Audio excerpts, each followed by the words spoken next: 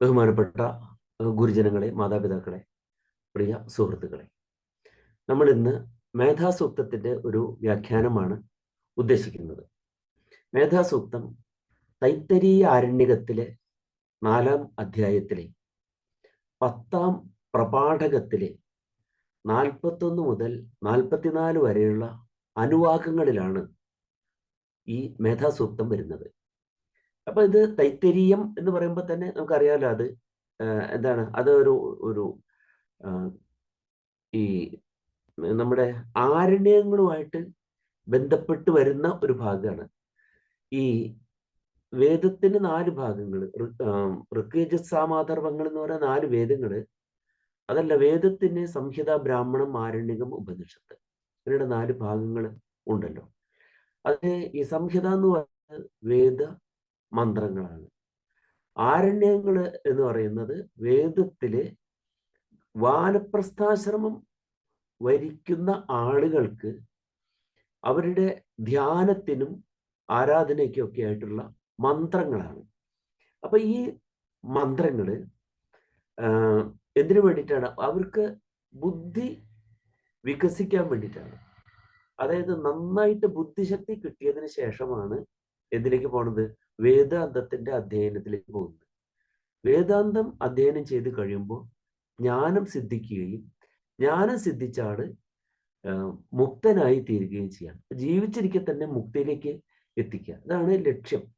സംഹിത ബ്രഹ്മചാരി പഠിക്കുന്നു, ബ്രാഹ്മണം ഗൃഹസ്ഥന്മാര് അവരുടെ കർമ്മങ്ങൾക്കായിട്ട് വിനിയോഗിക്കുന്നു. അനുഷ്ഠാന വിധികളാണ് ബ്രാഹ്മണങ്ങളിൽ. അത് കഴിഞ്ഞിട്ടാണ് ആരണ്യങ്ങൾ, അത് ആർക്കുള്ളതാണ്? വാനപ്രസ്ഥനുള്ളതാണ്. അത് കഴിഞ്ഞ് ഉപനിഷത്തുകൾ സന്യാസിമാർക്ക് പഠിച്ച് ജ്ഞാനം സിദ്ധിച്ച് ബ്രഹ്മവിത്ത് ബ്രഹ്മൈവ ഭവതി, ബ്രഹ്മജ്ഞാനമുള്ളവൻ ബ്രഹ്മം തന്നെയായി തീരുന്നു. അപ്പൊ അതിലേക്കുള്ള ഈ ബുദ്ധി തീക്ഷ്ണത ഉണ്ടാകുന്നതിന് വേണ്ടിയിട്ടുള്ള മന്ത്രങ്ങളിൽ, ധ്യാനങ്ങളിൽ ഒന്നാണ് ഈ മേധാസൂക്തം എന്ന് പറയുന്നത്. നമുക്ക് ഒന്ന് ചൊല്ലിയിട്ട് പെട്ടെന്ന് പോകാം. ഇപ്പൊ തന്നെ കുറച്ച് ലേറ്റ് ആയിട്ടാണ് നമ്മൾ പോകുന്നത്. ഓം യശ്ചന്ദസാം ഋഷഭോ വിശ്വരൂപഃ ഛന്ദോഭ്യോദ്യമൃതാത് സംബുഭൂവ സമേന്ദ്രോ മേധയാ സ്പൃണോതു അമൃതസ്യ ദേവധാരണോ ഭൂയാസം ശരീരം may വിചർഷണം ജിഹ്വാ may മധുത്തമ കർണാഭ്യാം ഭൂരിവിശ്രുവം ബ്രഹ്മണ കോശോസി മേധയാ പിഹിതഃ ശ്രുതം may ഗോപായ. Om Shanti ശാന്തി ശാന്തി. ഓം മേധാപ്രമാണ ന ആഗാത് വിശ്വാചി ഭദ്രാ സുമനസ്യ മാന ത്വയാ ജുഷ്ടാ നുദമാന ദുരുക്താൻ ബൃഹദ്വദേമ വിദധേ സുവീരാഃ ത്വയാ ജുഷ്ട ഋഷിർഭവതി ദേവി ത്വയാ ബ്രഹ്മാ ശ്രീരുദത്വയാ ത്വയാ ജുഷ്ടശ്ചിത്രം വിന്ദതേ വസു സാ നോ ജുഷസ്വ ദ്രവിണോ ന മേധേ മേധാം മേ ഇന്ദ്രോ ദദാതു മേധാം ദേവി സരസ്വതി മേധാം മേ അശ്വിനാവുഭാൗ ആധത്താം പുഷ്കരസ്രജാ അപ്സരാസു ച യാ മേധാ ഗന്ധർവേഷു ച യന്മനഃ ദൈവീ മേധാ സരസ്വതി സാമാം മേധാ സുരഭിർജുഷതാം സ്വാഹ ആമാം മേധാ സുരഭിർ വിശ്വരൂപാ ഹിരണ്യവർണ ജഗതി ജഗമ്യ ഊർജസ്വതി പയസാ പിന്വമാന സാമാം മേധാ സുപ്രതീകാ ജുഷന്താം മയി മേധാം മയി പ്രജാം മയ്യഗ്നിസ്തേജോ ദധാതു മയി മേധാം മയി പ്രജാം മയീന്ദ്ര ഇന്ദ്രിയം ദധാതു മയി മേധാം മയി പ്രജാം മയി സൂര്യോ ഭ്രാജോ ദധാതു. ഓം ഹംസ ഹംസായ വിദ്മഹേ പരമഹംസായ ധീമഹി തന്നോ ഹംസ പ്രചോദയാത്. ഓം ശാന്തി ശാന്തി ശാന്തി. ഇത്രയാണ് മേധാസൂക്തം. ഇനി ഇതിലൊക്കെ കുറച്ചുകൂടെയൊക്കെ വ്യത്യസ്തമായിട്ടൊക്കെ യജുർവേദത്തിലും മറ്റൊക്കെ മേധാസൂക്തങ്ങൾ 3-4 മന്ത്രങ്ങളുടെ രൂപത്തിലൊക്കെ ഉണ്ട്. പക്ഷെ ഇതാണ് പൊതുവെ കുറച്ചും കൂടെ വ്യാപകമായിട്ട് ചൊല്ലി വരുന്ന മേധാസൂക്തം. അതുകൊണ്ടാണ് ഈ പാഠം എടുത്തിരിക്കുന്നത്. ഇതിലെന്താണ് പറയുന്നത്?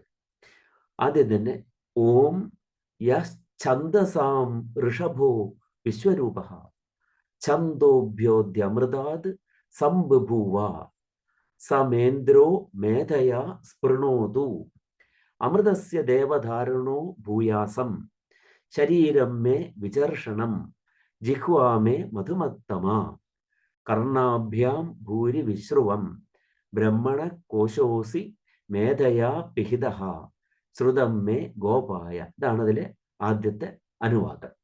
എന്താണ് ഇതിൽ പറയുന്നത്? ഛന്ദസാം ഋഷഭ വിശ്വരൂപ യഹ അമൃതാത് ഛന്ദോഭ്യ അതിസംബഭൂവ. ഛന്ദസാം ഋഷഭ, ഛന്ദസ്സുകളുടെ ഋഷഭമായിരിക്കുന്നത്. ഋഷഭമായിരിക്കുന്നത് എന്ന് പറഞ്ഞാൽ ഛന്ദസ്സുകളെ പ്രകാശിപ്പിക്കുന്നത് അഥവാ ഛന്ദസ്സുകളെ വർഷിക്കുന്നത്. നമുക്കറിയാം ഋഷഭ എന്ന് പറഞ്ഞാൽ എന്താണ്? ഋഷഭം എന്ന് പറഞ്ഞാൽ കാളാന്നാണ് അർത്ഥം. ആ അർത്ഥം വരുന്നത് എങ്ങനെ? ഋഷഭം അഥവാ വൃഷഭം വർഷിക്കുന്നവനാണ്, വർഷണം കൊണ്ട് ശോഭിക്കുന്നവനാണ്. ഇതുപോലെയാണ് എന്താണ് ഛന്ദസ്സുകളെ വർഷിക്കുന്നത്. എന്താണ്? മേധാശക്തി. മേധാശക്തി എന്ന് പറഞ്ഞാല് എന്താണ്? മേധാശക്തി എന്ന് പറഞ്ഞാല് ധിഷണാശക്തിയാണ് ശരിക്ക്. ആ ധിഷണ ശക്തി, അതിൽ നിന്നാണ് എന്തുണ്ടാവുന്നത്? ഛന്ദസ്സുകൾ. നമുക്ക് അറിയാം പ്രാചീനരായ മഹർഷിവര്യന്മാര്, ശ്രീ പരമേശ്വരനെ പോലെയുള്ള ഉഗ്രപ്രഭാവന്മാരായ ഋഷിവര്യന്മാരെ, അവരുടെ ശിരസിലാണ്, അവരുടെ ധിഷണയിലാണ് ദൈവിക മന്ത്രം, വൈദിക മന്ത്രങ്ങൾ തോന്നിയത്, ഉടലെടുത്തത്. അവർ നിർമ്മിച്ചതെന്നല്ല, അവർക്കാണത് വെളിപ്പെട്ടത്, വൈദികങ്ങളായ മന്ത്രങ്ങൾ. അപ്പോ അവരുടെ ധിഷണയിൽ നിന്നുണ്ടായ ആ മന്ത്രം അതിനെന്ത് ചെയ്തിരിക്കുന്നു? നമുക്കായി പറഞ്ഞു തന്നിരിക്കുന്നു. അപ്പൊ അത് ഛന്ദസാം ഋഷഭ, ഛന്ദസ്സുകളെ, വേദമന്ത്രങ്ങളെ വർഷിക്കുന്നതും. വിശ്വരൂപ, വിശ്വരൂപ, വിശ്വശബ്ദത്തിന് എന്തർത്ഥം? സമസ്തം, എല്ലാം എന്നർത്ഥം. വിശ്വേ ദേവാഹ എന്ന് പറഞ്ഞാൽ എല്ലാ ദേവന്മാരും എന്നാണ് അർത്ഥം. അപ്പോ വിശ്വരൂപ, എല്ലാ നാനാരൂപത്തിലുള്ള, നാനാരൂപത്തിൽ ഉള്ളതും നാനാരൂപത്തിൽ വർത്തിക്കുന്നതും ആയിട്ടുള്ള യഹ അമൃതാത് ഛന്ദോഭ്യ അതിസംബഭൂവ, അമൃതമായിട്ടുള്ള, അമരമായിട്ടുള്ള, നാശമില്ലാത്ത, അവിനാശിയായിട്ടുള്ള ഛന്ദസ്സുകളിൽ നിന്ന് എന്താണ് ഉദ്ഭവിച്ചതും ഉളവായതും ആയ യഹ ഇന്ദ്രഹ, ഇന്ദ്രൻ. ഇന്ദ്രൻ എന്ന് പറയുമ്പോൾ ഇന്ദ്രൻ എന്ന് പറയുമ്പോൾ പല വിധത്തിലുള്ള വിക്രിയകൾ കാട്ടിക്കൂട്ടുന്ന ഇന്ദ്രനുണ്ട്. ആ ഇന്ദ്രനല്ല ശരിക്ക്. ഇത് അല്പം കൂടെ വേദത്തിൽ പറയുന്ന ആ ഇന്ദ്രൻ എന്ന് പറയുന്നത് കുറെ കൂടെ ഉദാത്തമായിട്ടുള്ള, സമസ്ത അനുഗ്രഹങ്ങളെയും വർഷിക്കുവാൻ ശക്തനായിട്ടുള്ള ഒരു ദേവ സ്വരൂപത്തെയാണ് അവിടെ ഇന്ദ്രൻ എന്ന് പറയുന്നത്. ആ ഇന്ദ്രനെയാണ് എന്താണ് പറയുന്നത്? ഛന്ദസ്സുകളെ വർഷിക്കുന്നവനും നാനാരൂപമാർന്നവനും അമൃതങ്ങളായ ഛന്ദസ്സുകളിൽ നിന്ന് ആവിർഭൂതനും ആയ യഹ ഇന്ദ്രഹ. അങ്ങനെയുള്ള ഏതൊരു ഇന്ദ്രനുണ്ടോ ആ ഇന്ദ്രൻ മാ എന്നതിന് എന്നെ എന്നാണ് അർത്ഥം. മാം എന്ന് തന്നെ. മാം, ഈ അസ്മശബ്ദത്തില് ദ്വിതീയ, ചതുർത്ഥി, ഷഷ്ടി, ഈ 3 വിഭക്തികൾക്ക് ഈ 2 രൂപങ്ങളുണ്ട് അസ്മത് ശബ്ദത്തിന്. മാം, മാ എന്ന് പറയുമ്പോൾ നമ്മൾ പെട്ടെന്ന് മാ നിഷാദ എന്നുള്ളിടത്തൊക്കെ പറഞ്ഞ പോലെ മാ അരുത് എന്ന അർത്ഥം നമ്മൾ പെട്ടെന്ന് ഗ്രഹിക്കും.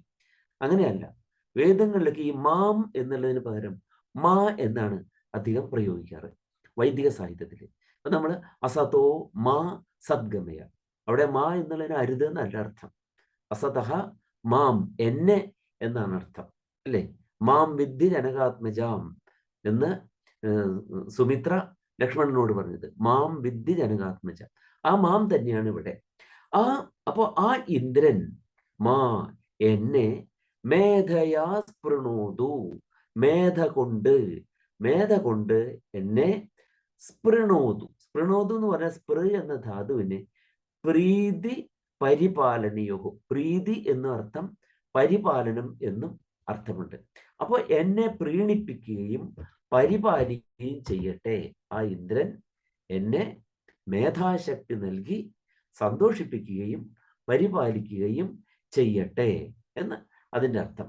സാ മേന്ദ്രോ മാ ഇന്ദ്രഹ, ഇന്ദ്രൻ എന്നെ മേധയാ സ്പൃണോതു. അമൃതസ്യ ദേവധാരണോ ഭൂയാസം. എന്നിട്ട് അതിന് അടുത്ത പ്രാർത്ഥനയാണ്, ഹേ ദേവ അഹം അമൃതസ്യ ധാരണ ഭൂയാസം. ഭൂയാസം ആശീർലിംഗാണ്. ഞാൻ അമൃതത്തിന്റെ ധാരണൻ, ഞാൻ അമരതയെ ധരിക്കുന്നവനാകട്ടെ. ശരീരം മേ വിചർഷണം. ഇനി ഞാൻ എങ്ങനെയാവണം?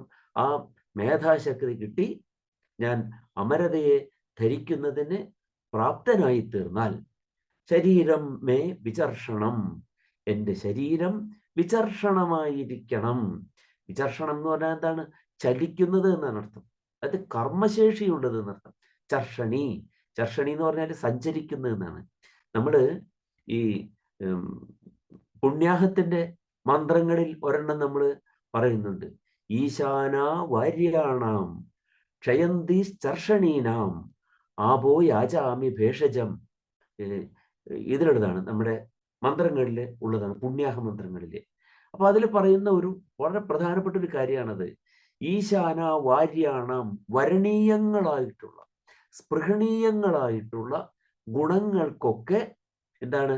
അതിൻ്റെ അധീശത്രിയാണ് എന്ത്? ജലദേവത. ജലം വളരെയേറെ എന്താണ്? നമ്മളിലുള്ള രോഗാവസ്ഥകളെ നീക്കിക്കളയുന്നതിനും നമ്മളിൽ ഔഷധങ്ങൾ എത്തിക്കുന്നതിനും ജലത്തിന് വലിയ പങ്കുണ്ട്. അതൊക്കെ വേദത്തിലൊക്കെ പറയുന്നത്. അതുകൊണ്ടാണ് ഋഗ്വേദത്തിൽ പല മന്ത്രങ്ങളും ഈ ജലത്തിൻ്റെ ഔഷധ ഗുണങ്ങളെ കുറിച്ച് പറയുന്നുണ്ട്. അങ്ങനെയുള്ളതാണ് നമ്മൾ ഇവിടെ ഉപയോഗിക്കുന്നതും നമ്മുടെ പുണ്യാഹ മന്ത്രങ്ങളിൽ ഉപയോഗിക്കുന്നു. പുണ്യാഹത്തിന്റെ മന്ത്രങ്ങൾ അത് പല മന്ത്രങ്ങൾ ഉള്ളതിൽ അധികവും എന്താണ്? ജലത്തിന്റെ മഹിമയെക്കുറിച്ച് പറയുന്നത്. അപ്പൊ അവിടെയാണ് നിവാരയതി, എന്താണ്? വാരണീ ചർഷണീനാം, ചർഷണികളെ നിരോധിക്കുന്നത്, തടയുന്നത് ജലം. അപ്പൊ ചർഷണി എന്ന് പറഞ്ഞാൽ ആളുകൾ ഇങ്ങനെ ചുറ്റി നടക്കുന്ന ആളുകൾ. പണ്ടത്തെ ആളുകളൊക്കെ അവരുടെ കന്നുകാലികളെയും കൊണ്ട് വെള്ളമുള്ള സ്ഥലങ്ങൾ, മേച്ചിൽ സ്ഥലങ്ങൾ അന്വേഷിച്ച് ഇങ്ങനെ നടക്കുന്നവരാണല്ലോ. അതാണ് ചർഷണം എന്ന് പറയുന്നത്. ഇങ്ങനെ നടന്ന് നടന്ന് നടന്ന് അങ്ങനെ കൊണ്ടിരിക്കുക, ചഞ്ചലമായിരിക്കുക. ഈ ചഞ്ചലതയെ തടയുന്നതാണ് ജലം. അതായത് സ്ഥിരമായിട്ട് ജലത്തിന്റെ ലഭ്യതയുള്ള സ്ഥലങ്ങളിലാണ് ആളുകൾ സ്ഥിര താമസം നടത്തുന്നത്. അതാണല്ലോ നമ്മൾ സിന്ധു നദി തട സംസ്കാരത്തിലൊക്കെ നമ്മൾ പഠിക്കുന്നത്. അതാണ്. അപ്പൊ അത് ആ തത്വമാണ് ഇവിടെ പറയുന്നത്.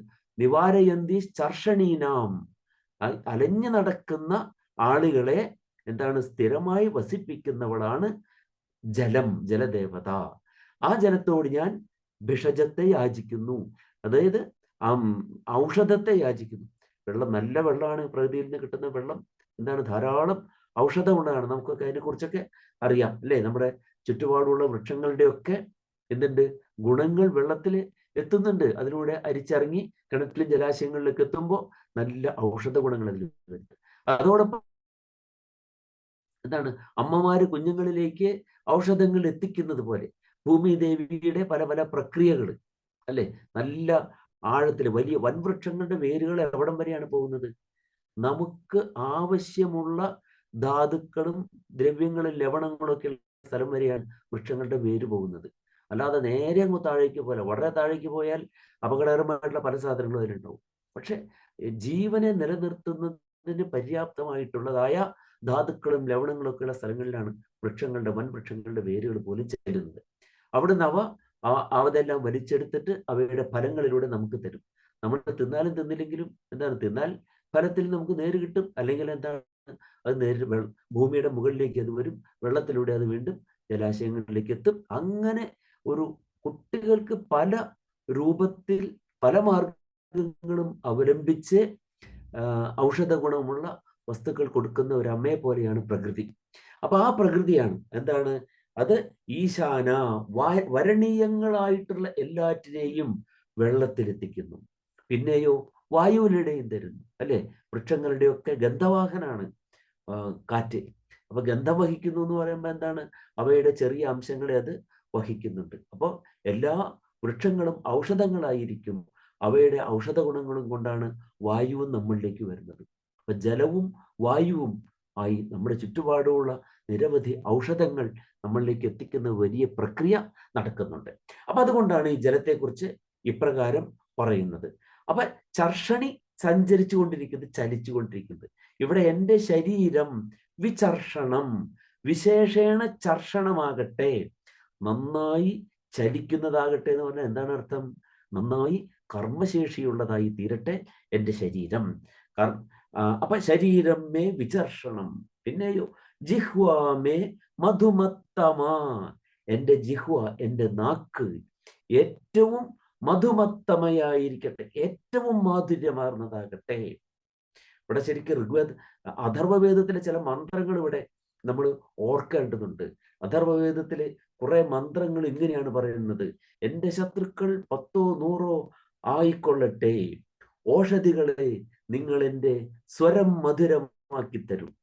എനിക്ക് 10 100 ശത്രുക്കൾ ഉണ്ടെങ്കിലും എൻ്റെ സ്വരം മധുരമാണെങ്കിൽ എന്തില്ല, ശത്രുക്കൾ എനിക്കെതിരെ പ്രബലപ്പെടുകയില്ല. വീണ്ടും പറയാണ്, എൻ്റെ ശത്രുക്കൾ 100 1000 ആകട്ടെ, എൻ്റെ ശത്രുക്കൾ 1000 10,000 ആകട്ടെ. അങ്ങനെ വീണ്ടും വീണ്ടും പറയാണ്. അപ്പൊ എന്താണ് പറയുന്നത്?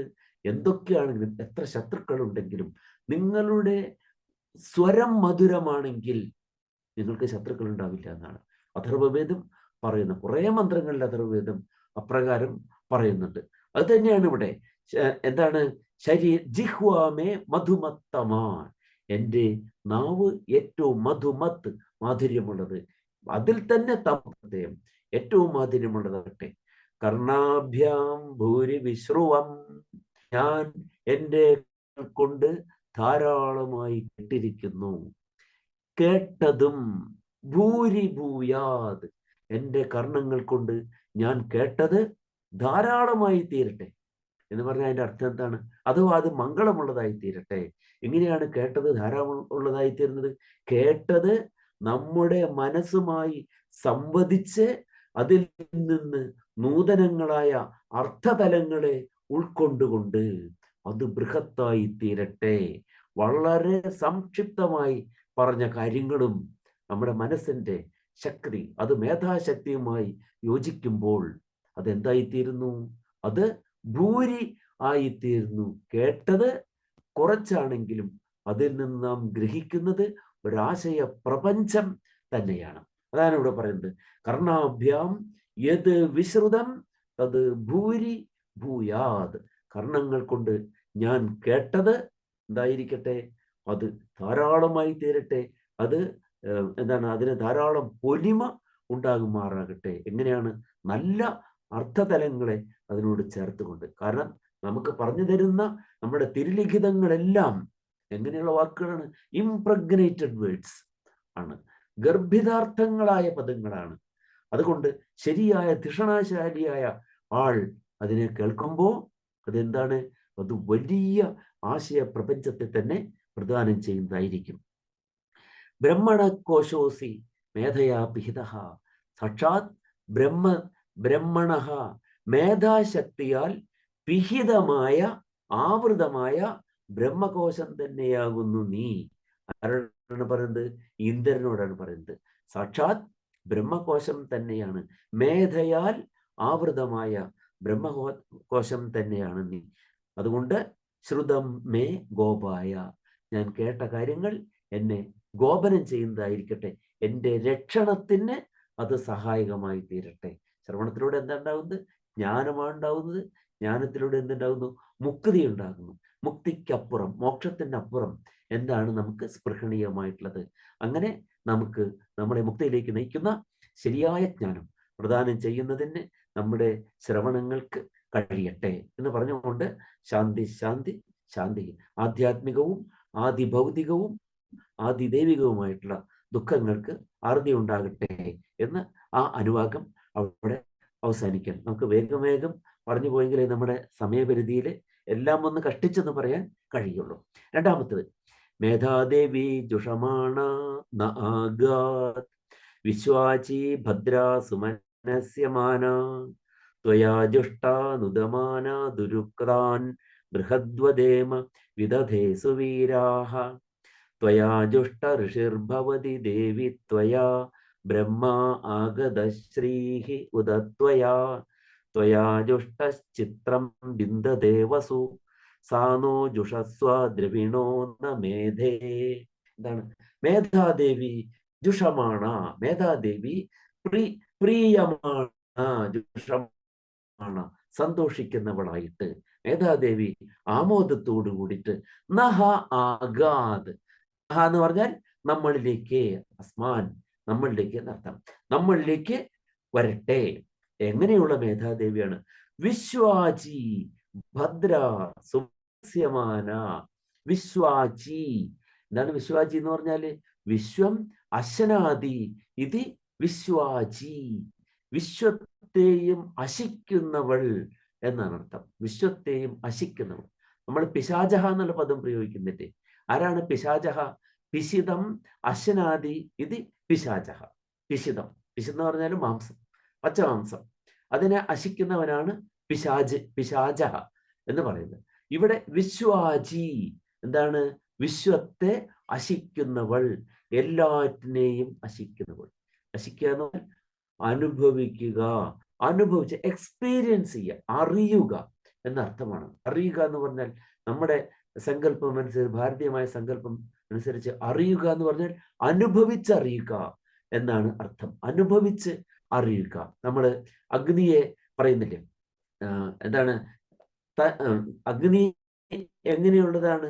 എല്ലാറ്റിനെയും നശിക്കുന്നതാണ്. അഗ്നിർ വൈശ്വാനരോ വന്യഹി വീതിഹോത്രോ ധനഞ്ജയ കൃപീഡയോനിർജ്വരന ജാതവേദാഹ. ജാതമായ എല്ലാറ്റിനെയും അറിയുന്നവനാണ് അഗ്നി, ജാതവേദസ്. എല്ലാറ്റിനെയും അശിച്ച് അറിയും, അല്ലെ?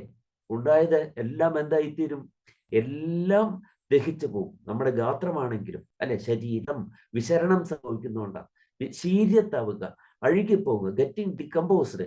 അതുകൊണ്ടാണ് നമ്മുടെ ശരീരം എന്ന പദം പ്രയോഗിക്കുന്നത്. അതെന്താണ് ചെയ്യുന്നത്? ദഹിക്കുകയാണ് ചെയ്യുന്നത്. ദഹിക്കുമ്പോൾ എന്താണ് ചെയ്യുന്നത്? അഗ്നിയാണ് ദഹിപ്പിക്കുന്നത്. അഗ്നിയാണ് എല്ലാറ്റിനെയും ദഹിപ്പിക്കുന്നവനാണ് അഗ്നി. അതുകൊണ്ട് എല്ലാറ്റിനെയും ദഹിപ്പിക്കുന്നവനാണ് അർത്ഥത്തിൽ ജാതവേദാഹ, വേദ അറിയുന്ന, ജാതമായ എല്ലാറ്റിനെയും അറിയുന്നു. അപ്പൊ അറിയുക എന്ന് പറഞ്ഞാൽ എന്താണ്? അതിനെ സ്വാംശീകരിക്കലാണ് അറിവ് എന്ന് പറയുന്നത്. വിശ്വാചി, എല്ലാറ്റിനെയും സ്വാംശീകരിക്കുവാൻ കഴിവുള്ളവളാണ് മേധാദേവി, മേധാശക്തി. വിശ്വാചി ഭദ്ര, ഭദ്രയാണ്, ശ്രേഷ്ഠയാണ്. സുമനസ്യമാന, അവൾ സൗമനസ്യത്തോടു കൂടി, നല്ല മനസ്സോടു കൂടിയാണ് നമ്മളിലേക്ക് വരേണ്ടത്.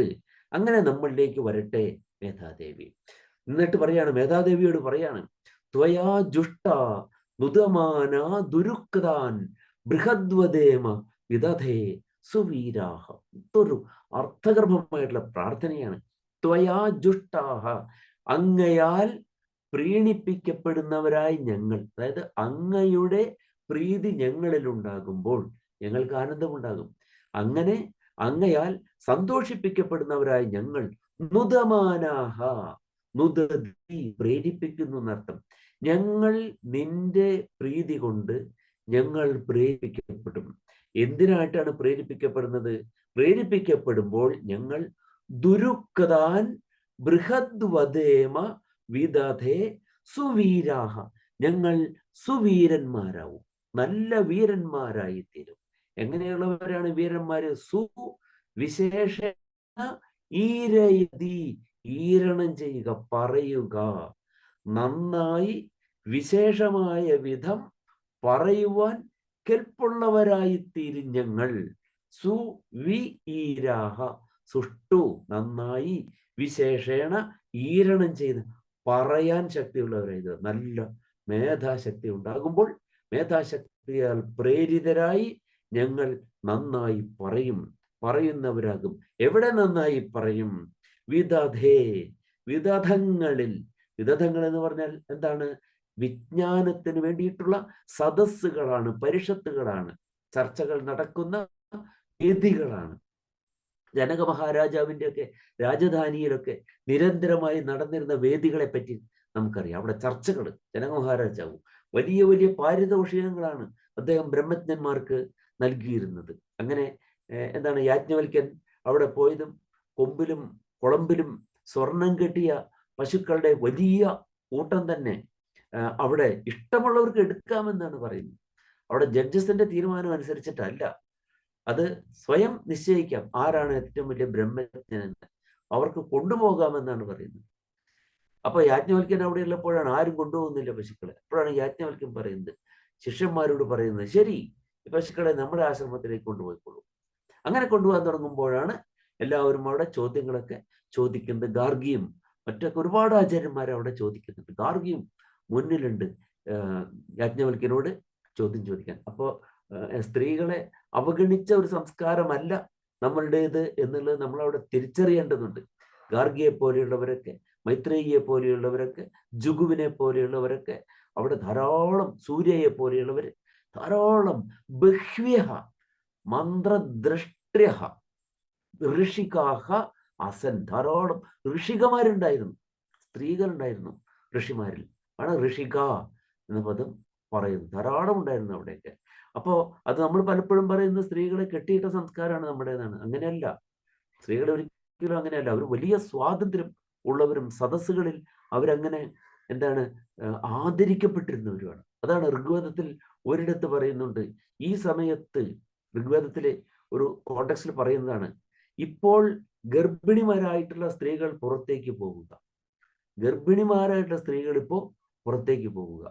കാരണം എന്താണ്, അവിടെ പറയുന്ന ചില കാര്യങ്ങൾ അവർക്ക് കേട്ടാൽ നടുക്കം ചിലപ്പോൾ ഉണ്ടാകും.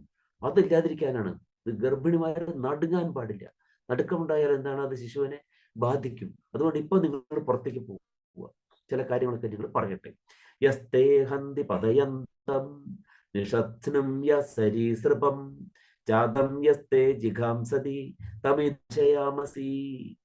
അല്ലയോ ഗർഭിണിമാരെ പറഞ്ഞയച്ചിട്ടാ പറയുന്നത്, നിൻ ഉദരത്തിലുള്ള ശിശു, അതിന്റെ ഉദരത്തിലേക്ക് വന്നുകൊണ്ടിരിക്കുന്ന ശിശു, അതായത് ഗർഭാധാനത്തിലൂടെ ഉദരത്തിലേക്ക് വന്നുകൊണ്ടിരിക്കുന്ന ശിശു ബീജരൂപേണ പിതാവിൽ നിന്ന് മാതാവിലേക്ക് സംക്രമിച്ചു കൊണ്ടിരിക്കുന്നു. അതിനെപ്പോലെ ശിശുവായിട്ട് പറയുന്നത്. അല്ലെങ്കിൽ നിന്റെ ഉദരത്തിൽ ശയിക്കുന്ന ശിശു, ചലനമില്ലാതെ കിടക്കുന്ന ശിശു, അഥവാ സരീസൃപഃ, 3 മാസത്തിന്റെ തികവിൽ എല്ലാ അവയവങ്ങളോടും കൂടി നിന്റെ ശരീരത്തിൽ, നിന്റെ ഉള്ളിൽ, നിന്റെ ഉദരത്തിൽ ഇഴഞ്ഞു കൊണ്ടിരിക്കുന്ന ശിശു, അതാണ് സരീസൃപഃ. ഇനി അതുമല്ലെങ്കിൽ ജാതം യസ്തേ ജിഘാംസതി, നിന്നിൽ നിന്ന് ജനിച്ചവനോ ആയ ശിശുവിനെ ആരെങ്കിലും നിഗ്രഹിക്കാൻ ആഗ്രഹിക്കുന്നുവെങ്കിൽ തമിതോ നാശയാമസി, അവനേതാ യജ്ഞയ്ക്ക് മുന്നിൽ ഞാൻ അവനെ നശിപ്പിക്കും എന്ന് പറയുന്ന മന്ത്രങ്ങളൊക്കെ. ഇതൊക്കെ എന്താണ്, ഗർഭിണിമാർ ഇതൊക്കെ കേട്ട് നടുക്കുണ്ടാവാൻ പാടില്ല. അപ്പൊ അങ്ങനെയുള്ള സ്ഥലങ്ങളിലൊക്കെ ഗർഭിണിമാരെ പുറത്തേക്ക് വിടുന്നതൊക്കെ നമ്മളവിടെ കാണുന്നുണ്ട്. അത് കഴിയുമ്പോൾ പറയുന്നുണ്ട്, ശരി, ഇനി എല്ലാവരും വരൂ, സ്ത്രീകളും ഗർഭിണിമാരും എല്ലാവരും വന്നുകൊള്ളൂ ഇനിയുള്ള കാര്യങ്ങൾ കേൾക്കാൻ. അങ്ങനെയുള്ള സദസ്സുകൾ നമുക്കുണ്ടായിരുന്നു. ആ സദസ്സുകളിൽ ബൃഹദ്വദേമ ദുരുക്കതാൻ, ദുരുക്കതങ്ങളായ കാര്യങ്ങൾ, ദുരുക്കതം എന്ന് പറഞ്ഞാൽ ദുഷ്ടമായി പറഞ്ഞതല്ല, ദുർഗ്രഹമായ വിധത്തിൽ പറഞ്ഞിട്ടുള്ള കാര്യങ്ങളെ ഞങ്ങൾ ബൃഹദ്വദേമ, ബൃഹത്തായി പറയട്ടെ. പറഞ്ഞാൽ മനസ്സിലാക്കാൻ പെട്ടെന്ന് പറ്റാത്ത വിധത്തിൽ പറഞ്ഞിട്ടുള്ള കാര്യങ്ങൾ ഉണ്ടാവും. അതിനെന്ത് ചെയ്യണം? മേധാശക്തി സിദ്ധിച്ച ആളുകൾ അവയെ വലുതാക്കി സദസ്സുകളിൽ പറഞ്ഞ് ആളുകൾക്ക് മനസ്സിലാക്കി കൊടുക്കണം. അതാണ് ഇവിടെ പറയുന്നത്. ത്വയാ ജുഷ്ടാഹ നുദമാനാഹ ദുരുക്താൻ, അങ്ങയാൽ സംപ്രീതരാക്കപ്പെടുന്ന ഞങ്ങൾ അങ്ങയുടെ പ്രേരണകൾക്ക് അനുസൃതമായി വേദങ്ങളിലും മറ്റ് സാഹിത്യങ്ങളിലും തിരുലിഖിതങ്ങളിൽ ദുർഗ്രഹമായ വിധത്തിൽ പറഞ്ഞിട്ടുള്ള കാര്യങ്ങൾ അതിവിശദമായി ജനങ്ങൾക്ക് പറഞ്ഞു കൊടുക്കുവാൻ ശക്തരായി തീരട്ടെ. ത്വയാ ജുഷ്ടഃ ഋഷിർഭവതി, അല്ലയോ ദേവി, ത്വയാ ജുഷ്ടഃ, അങ്ങയാൽ പ്രീണിപ്പിക്കപ്പെടുന്നവനായ ആളുകൾ ഋഷിഹി ഭവതി, ഋഷിയായിത്തീർന്നു. ഋഷി ആരാണ്? ഋഷി കവിത്വമുള്ളവൻ, ദർശനമുള്ളവൻ, ദർശിക്കുന്നവൻ. എങ്ങനെയുള്ള ദർശനമാണ്? ക്രാന്തമായിരിക്കുന്നതിനെ ദർശിക്കുക, ക്രാന്തദർശിത്വം. നമ്മളൊക്കെ സാധാരണ നമ്മുടെ കണ്ണുകൊണ്ട് കാണുമ്പോൾ നമുക്ക് കാണാവുന്ന ഒരു പരിധിയുണ്ട്, ആ പരിധിയേ ഉള്ളൂ. അതിനപ്പുറമുള്ള മഹിമാതിരേകത്തെയും അതിൻ്റെ അഴകിനെയും കാണുന്നവരാണ് ക്രാന്തദർശികൾ. സാധാരണ നാം കാണുന്നതിനും അപ്പുറം അതിനെ അതിക്രമിച്ച് നിൽക്കുന്ന അഴകിനെ കാണുന്നവരാണ് ക്രാന്തദർശികൾ. അവരാണ് ഋഷിമാർ. ഋഷി എന്ന് പറഞ്ഞാൽ കാണുന്നവൻ എന്നാണ് അർത്ഥം. ലോകത്തിൽ അവർ തന്നെയാണ് ആരായിത്തീരുന്നത്? കവികളായിത്തീരുന്നത്. എപ്പോഴാണ് നമ്മൾ അവരെ കവികൾ എന്ന് പറയുക? ദർശനാത് വർണ്ണനാച്ചൈവ ലോകേ യുക്ത കവിപ്രഥ.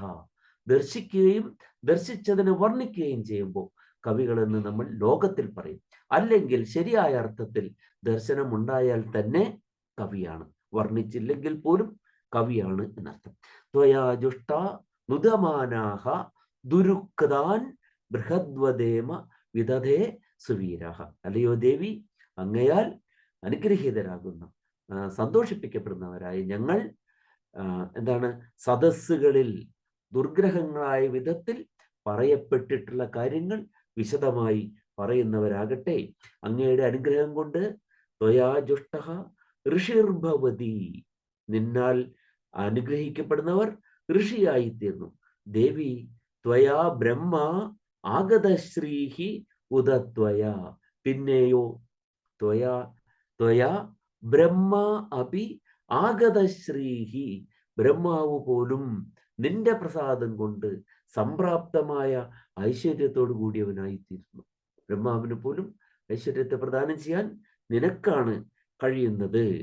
ത്വയാ ജുഷ്ട ചിത്രം ബിന്ദതേ വസു. ത്വയാ ജുഷ്ട, നിന്നാൽ പ്രസാദിപ്പിക്കപ്പെടുന്ന അനുഗ്രഹിക്കപ്പെടുന്ന ആൾ ചിത്രം വസു വിന്ദതേ, വളരെ ചിത്രമായ വളരെ വിചിത്രമായിട്ടുള്ള വസുവിനെ പ്രാപിക്കുന്നു. വസു രത്നം, സ്പൃഹണീയമായിട്ടുള്ളതൊക്കെ എന്നർത്ഥം. അങ്ങനെയുള്ള രത്നത്തെ സമ്പത്തിനെ പ്രാപിക്കുന്നു. അതിനും അല്ലെ മേധാശക്തിയാണ് ഇതിനെല്ലാം ആധാരമായിരിക്കുന്നത്. ത്വയാ ജുഷ്ട ചിത്രം വിന്ദതേ വസു സാനോ ജുഷസ്വ ദ്രവിണോന മേധേ.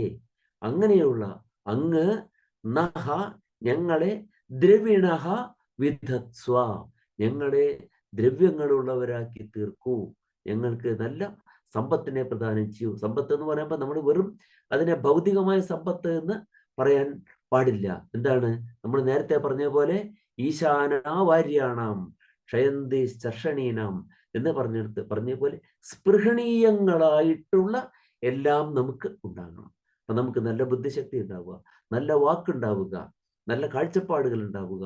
ഇതൊക്കെ എന്താണ്? സ്പൃഹണീയങ്ങളായിട്ടുള്ള ദ്രവ്യങ്ങളാണ് ഇതെല്ലാം. അല്ലാതെ നമ്മളതിനെ എന്താണ് വെറും കറൻസിയുടെ ഒരു മട്ടിൽ അതിനെ കാണാൻ പാടില്ല. ത്വയാജുഷ്ട ചിത്രം വിന്ദതേ വസു സാനോ ജുഷസ്വ ദ്രവിണോ ന മേധേ. മേധാം ഇന്ദ്രോ ദദാതു മേധാം ദേവി സരസ്വതി. മേധാം മേ അശ്വിനാ ഉഭൗ ആദത്താം പുഷ്കരസ്രജ. അപ്സരാസു ച യാ മേധാ ഗന്ധർവേഷു ച യന്മനഃ. ദൈവീ മേധാ സരസ്വതി സാമാം മേധാ സുരഭിർ ജുഷദാംഗ സ്വാഹ. മേധാം മേ ഇന്ദ്രഃ ദദാതു, മേധയെ എനിക്ക് നൽകട്ടെ. ആര്? ഇന്ദ്രഃ മേ മേധാം ദദാതു, ഇന്ദ്രൻ എനിക്ക് മേധാശക്തിയെ നൽകട്ടെ. മേധാം ദേവി സരസ്വതി, സരസ്വതി ദേവിയും എനിക്ക് എന്ത് നൽകട്ടെ? മേധാശക്തിയെ നൽകട്ടെ.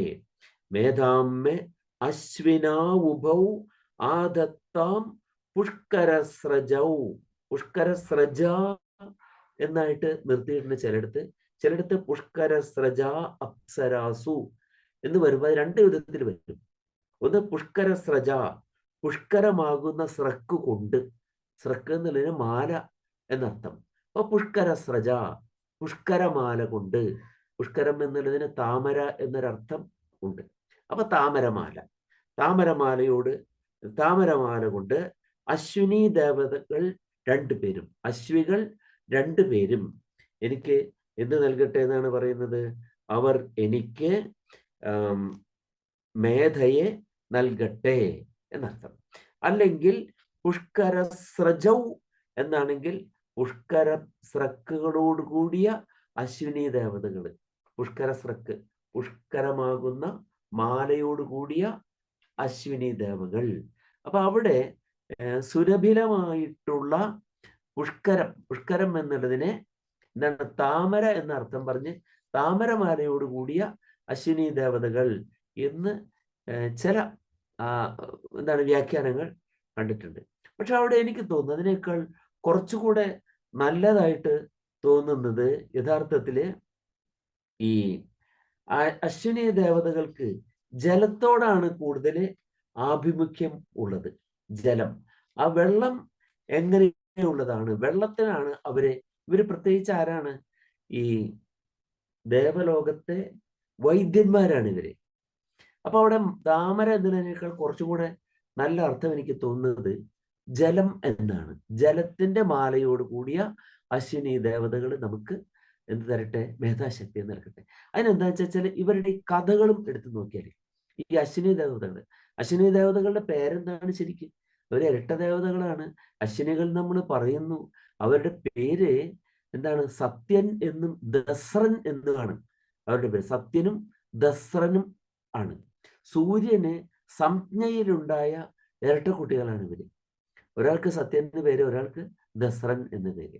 ഇവർ വളരെ മനോഹാരിതകളുള്ള വളരെ സുന്ദരന്മാരാണ് രണ്ടെണ്ണം. ഇവര് ഇങ്ങനെ നടക്കുമ്പോൾ ഇവരായിട്ട് ബന്ധപ്പെട്ട ഒരു കഥ ഇങ്ങനെ പറയുന്നുണ്ട്. ഇവരൊരിക്കൽ ഇങ്ങനെ രണ്ടും കൂടെ പോകുമ്പോൾ ഇവര് ഈ സുകന്യയെ കാണാൻ ഇടവന്നു. സുകന്യ നമുക്കറിയാം, സുകന്യ ആരാണ്? ച്യവനന്റെ പത്നിയാണ്. അപ്പൊ എങ്ങനെയാണ് ച്യവനന്റെ പത്നിയായത്? സുകന്യ വാസ്തവത്തിലെ രാജകുമാരിയാണ്. ശര്യാദി എന്ന് പറയുന്ന ഒരു രാജാവിന്റെ മകളാണ് ഈ സുകന്യ. അവിടെ തോഴികളൊത്ത് ഇങ്ങനെ നടക്കുന്ന സമയത്താണ് ഒരു മൺപുറ്റ് കണ്ടു. ആ മൺപുറ്റിലേക്ക് നോക്കി കഴിഞ്ഞപ്പോ അതിന്റെ ഉള്ളിൽ നിന്ന് എന്തോ ഒരു തിളക്കം കണ്ടു. ആ തിളക്കം കണ്ടപ്പോ ഈ കുട്ടി കോലെടുത്തിട്ട് കുത്തി. അത് ച്യവനമകൾ ഇങ്ങനെ ചെതൽപ്പുറ്റുകൊണ്ട് മൂടിയിട്ടിരിക്കുകയായിരുന്നു.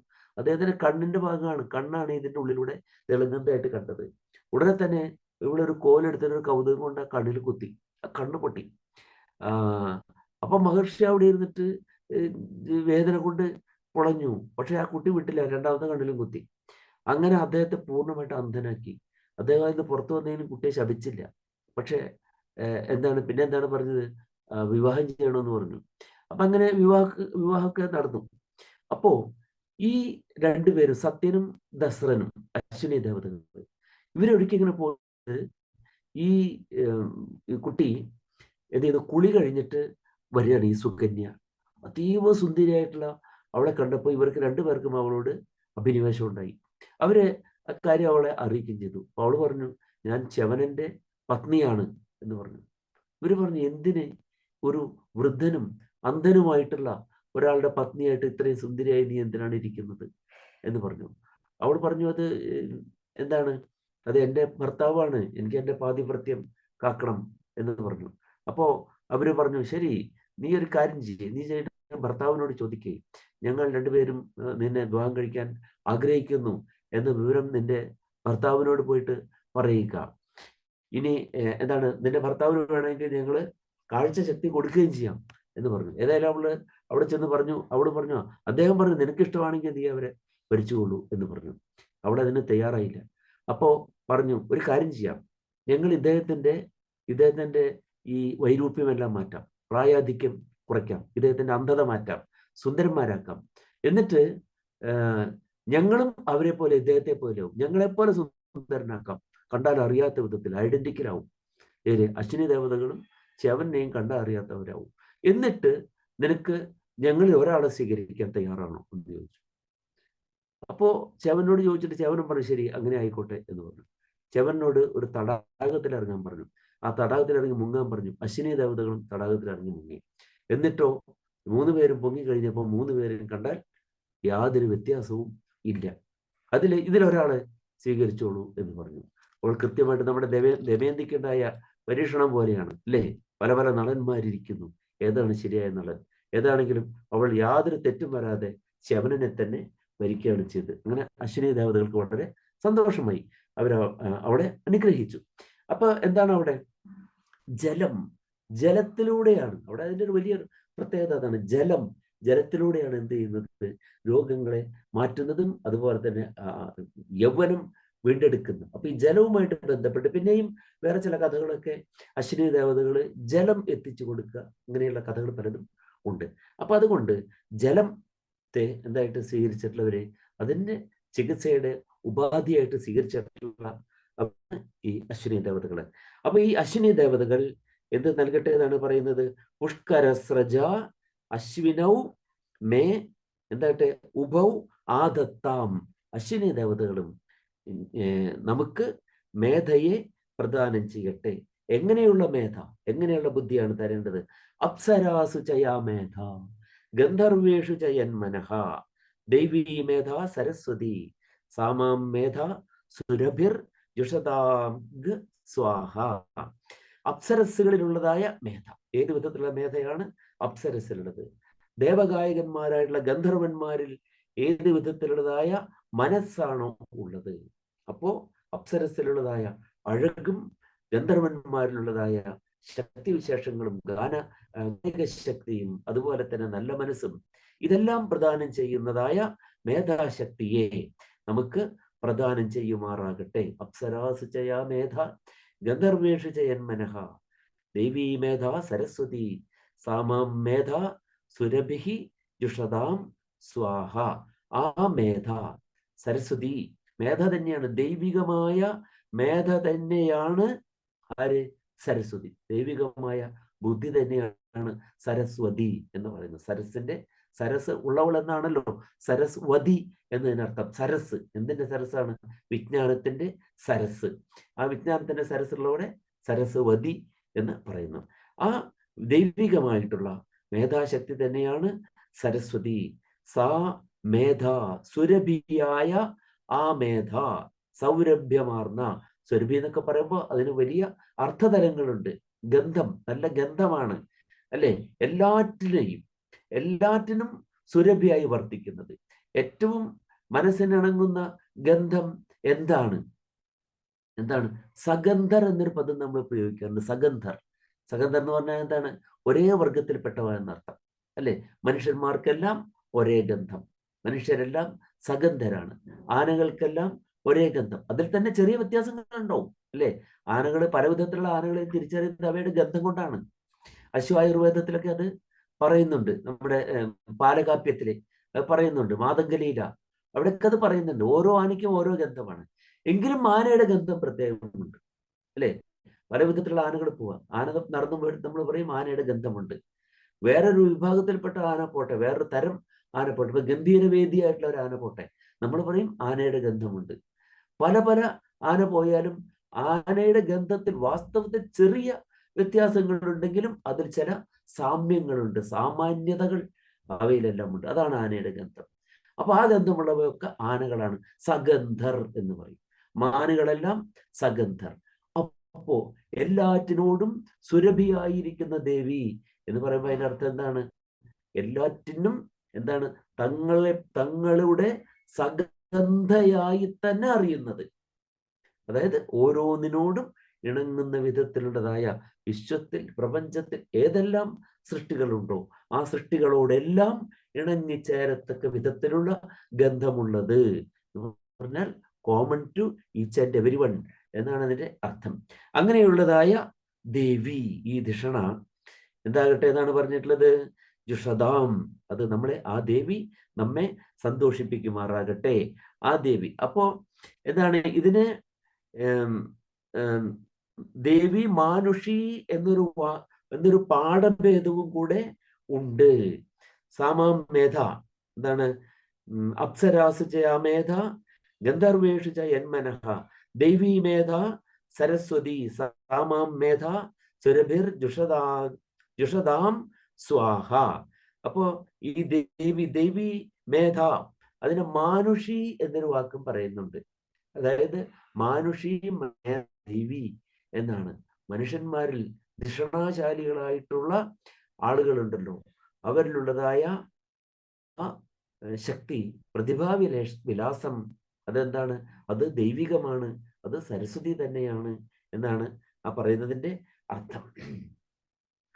ആമാം മേധ സുരഭിർ വിശ്വരൂപ ഹിരണ്യവർണ്ണ ജഗതീ ജഗമ്യ. ആ ദേവി എങ്ങനെയുള്ളതാണ്? വിശ്വരൂപയാണ്, നാനാരൂപങ്ങൾ സ്വീകരിക്കുന്നവളാണ്. അവൾ ഹിരണ്യവർണ്ണയാണ്, സുവർണമയമായിട്ടുള്ളതാണ്, സുവർണ കാന്തിയോട് കൂടിയവളാണ്. ജഗതിയാണ്, ജഗത് സ്വരൂപ തന്നെ ആണ്, ജഗമ്യയുമാണ്. ജഗതി ജഗത് സ്വരൂപ ജഗമ്യ ഗമനശീലമുള്ളവൾ. വെറുതെ മടിയനായിട്ടിരിക്കുന്ന, മടി പിടിച്ചിരിക്കുന്നതല്ല ഈ ധിഷണ എന്ന് പറയുന്നത്, മേധ എന്ന് പറയുന്നത്. അതെപ്പോഴും എങ്ങനെയുള്ളതാണ്? ഗമനശീലത്തോട് കൂടിയതാണ്. ഊർജസ്വതിയാണ് അത്, നല്ല ഊർജമുള്ളതാണ്. പയസ പിന്വമാന, പയസ് കൊണ്ട്, ജലം കൊണ്ട് അത് സ്പീയമാനമാണ്, സ്പീതമായി തീരുന്നതാണ് അർത്ഥം. സ്പീതമായി തീരുക എന്ന് പറഞ്ഞാൽ എന്താണ്? സ്പീതമായി തീരുക എന്ന് പറഞ്ഞാല് അതിന് അർത്ഥം എന്താണ്? വർദ്ധിക്കുക, വലുതായി തീരുക. നമ്മൾ കഫത്തിനൊക്കെ പറയുന്നില്ലേ, കേന സ്പീയതേ ഇത് കഫ. കേനം, കം, വെള്ളം, വെള്ളം കൊണ്ട് സ്പീതമായി തീരുന്നത്. കഫം വെള്ളം കൊണ്ട് വർദ്ധിക്കും എന്നാണല്ലോ പറയുന്നത്. അപ്പൊ അതുകൊണ്ടാണ് അങ്ങനെ ആ പേര് തന്നെ പറയുന്നത്. ഇവിടെ പയസാ പിന്വമാന, പയസ് കൊണ്ട് അഭിവൃദ്ധിയെ പ്രാപിക്കുന്നതായ ആ ദേവി സുപ്രതീകയായി. സുപ്രതീകയായി എന്ന് പറഞ്ഞാൽ എന്താണ്? നന്നായി പ്രസാദിക്കുന്നവളായി എന്ത് ചെയ്യട്ടെ? ജുഷന്താം, നമ്മളെ അനുഗ്രഹിക്കുമാറാകട്ടെ, നമ്മളെ പ്രീതിപ്പെടുത്തുമാറാകട്ടെ. മൈ മേധ, ഞാൻ പെട്ടെന്ന് പറഞ്ഞു തീർക്കുകയാണ്, 10 മണിയായി. ഉടനെ തന്നെ നമുക്ക് നിർത്താം. തിരക്കുള്ളത് കൊണ്ട് ഞാൻ നീട്ടിക്കൊണ്ടുപോകില്ല, എന്നാലും 2 മിനിറ്റ് കൊണ്ട് പറഞ്ഞു തീർക്കാം.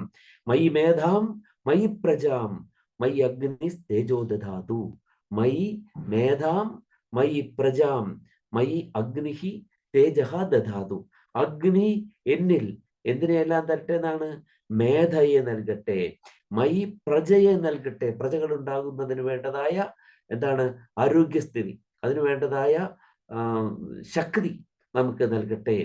അഗ്നിഹി തേജഹ ദധാതു, അതിനുള്ളതായ തേജസ്സും അഗ്നി നമുക്ക് നൽകട്ടെ. മേധാശക്തിയെയും പ്രജയെയും തേജസ്സിനെയും അഗ്നി നമുക്ക് നൽകട്ടെ.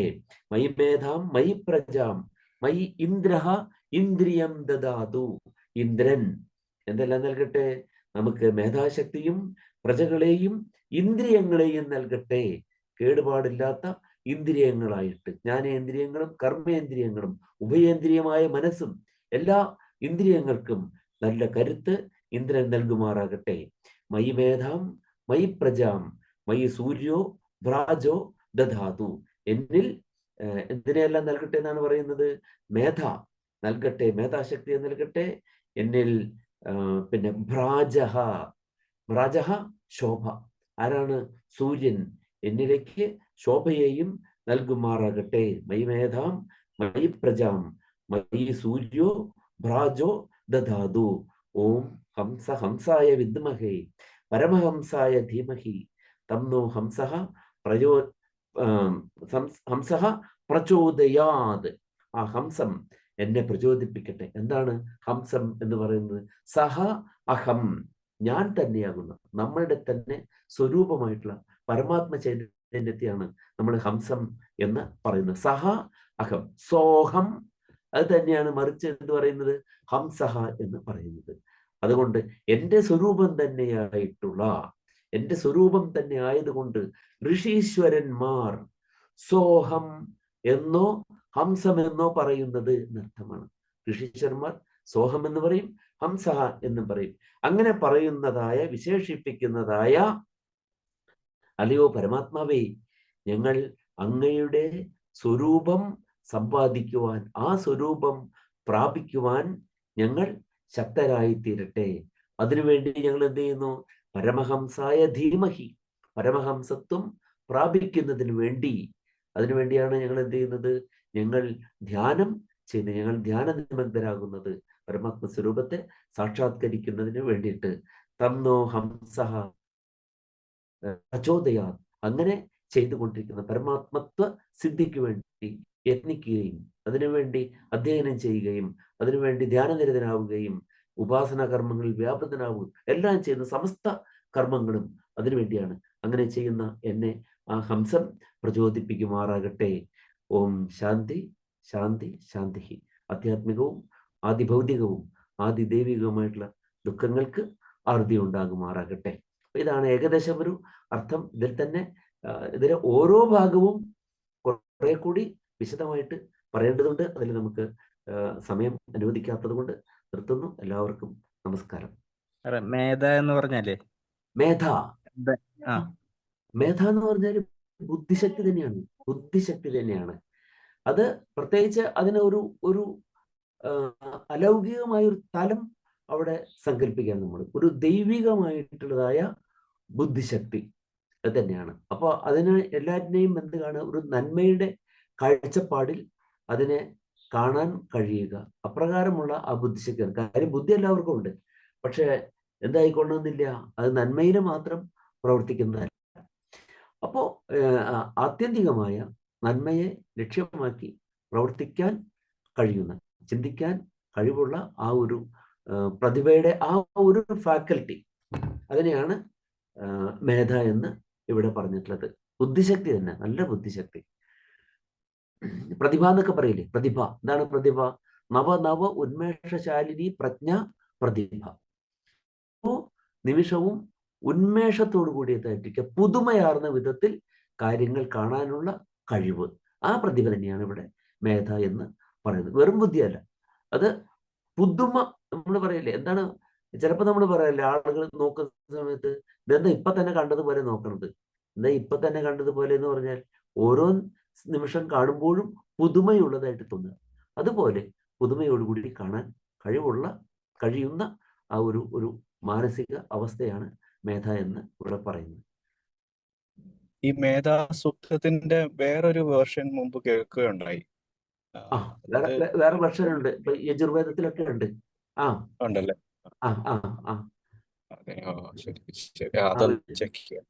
യജുർവേദത്തിലെ 3-4 മന്ത്രങ്ങളിലായിട്ട് മേധാസൂക്തം ഉണ്ട്, വേറെയുണ്ട്. അതുപോലെ നമ്മുടെ ഈ പുരുഷ സൂക്തമൊക്കെ പോലെ തന്നെയാണ്. ഇപ്പൊ പുരുഷ സൂക്തമാണെങ്കിൽ നല്ല വേദങ്ങളിലുണ്ട് പുരുഷ സൂക്തം. പക്ഷെ ചെറിയ ആശയത്തിൽ വലിയ മാറ്റമില്ല, എങ്കിലും ചെറിയ തോതിൽ മന്ത്രത്തിന്റെ പദങ്ങളിലൊക്കെ മാറ്റങ്ങളുണ്ട്. ആശയങ്ങൾ നോക്കുമ്പോൾ വലിയ മാറ്റമില്ല. അതുപോലെ സംഖ്യയിലും വ്യത്യാസമുണ്ട്. ഇപ്പൊ ഋഗ്വേദത്തിൽ നോക്കുകയാണെങ്കിൽ 21-22 മന്ത്രങ്ങളുണ്ട്.